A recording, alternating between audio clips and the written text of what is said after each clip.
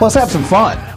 Now, first of all, remember, there is nothing wrong with buying a pre-made clay product. Most of them are priced pretty reasonably, and they usually have plenty of oils in them to ensure that your hair doesn't get overly dry, and that's a big deal. So that may be a better option for you. Also, there are a million ways to mix this, so just go ahead and come to terms with the fact that you're probably going to hate your first batch. You live, you learn. The best part here is it's cheap, so you can afford to play around. Okay, let's get started. The type of clay I'm using for this demo is Aztec Secret Indian Healing Clay. Why am I using it? Because it's in a store 2 miles away from here. That's why. It's a pound for $10 or so and lasts a long time. You need a container to mix it in. I use these cool 8-ounce plastic containers from SpecialtyBottle.com because it's easy to get your hands in there. And I am breaking a rule. It's best to use glass for clay, and you never want to use anything metal because clay is so absorptive. It can potentially suck in some of the plastic's chemicals if it's not the right type of plastic. This one right here is kind of geared towards food and cosmetics, so it probably is the right type, but you may want to look into it if it's a concern for you. Okay, you are free to put whatever you want into this, but oil is definitely a must or your hair will get too dry. You can use neem, emu, tea tree oil is what I'm going to use.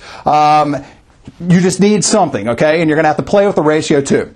You can actually put pretty much anything like the kitchen sink in this topical, but just remember, anything you add to it will make it so the clay absorbs less, which makes it less effective. So it's a trade-off, and I say to keep it simple.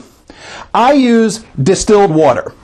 You probably don't need it, but sometimes water can have minerals in it that can interfere with things, so I just do it to make sure. I first pour in about 7 ounces of water into the container. Remember, we got to leave room at the top for the clay, and that's probably pretty good. Then you add the oil. So I haven't really come to a good ratio for this yet, so for the sake of time, I'm just going to put in some splashes like that, and that just smells so nice. It smells like tea tree oil in here. All right, then put the container back on, and you shake the bejesus out of it. So you try to get the oil and water, the mix as best as you can, and we're going to put the clay right in it. So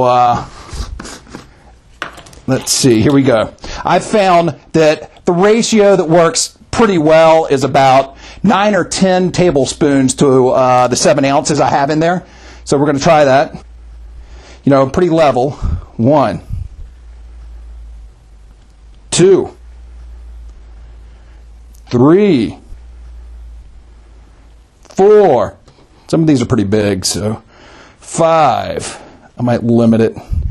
6, at about 7 or 8. 7, 8, and we'll go up to 9. So there you go. You know, a little tad more there. There you go. All right, screw it on really tight. You're always going to have a little mess here, but that's what the lab coat's for. So you screw it on. Once you make sure it's absolutely tight, shake the bejesus out of it. Shake it up. This is the easiest way to mix it. You don't have to worry about any pounding or anything like that. Now, there's something I need to mention here. As you can hear by the sound, this sounds very liquidy. Now, over time, it will solidify. So I'll try to get this open here. Here, huh? This is always real fun here, trying to get this thing open. Might have to cut it. Wait. Oh, there you go. As you see, it's pretty liquidy. Now, over time, that will solidify a little. It'll get a lot more firm than that. And this is a batch that I made that's very similar. I made this a few days ago, and you can see it's pretty solid. So that will firm up. So there you go. That's how you make it. It's as easy as that. So now, applying it. I find it's better to apply it, I spot treat basically. I'll, just put it in the areas that I need to treat male pattern baldness. If I put too much of it, I feel that it's just a little overkill. So you can do that if you want to, and this is what it looks like when you put it all over your entire head. And it actually cleans your hair like a really strong shampoo, but like I said, it's a little bit too much too drying for me, a little bit kind of a waste. But the good thing is the clay will wash right out when you get into the shower. So there you go. Like I said, there are a lot of existing products out there that are just fine to use, and now you know how to make it yourself as well. Thank you for watching, and thank you for being a part of the world's first hair loss news network.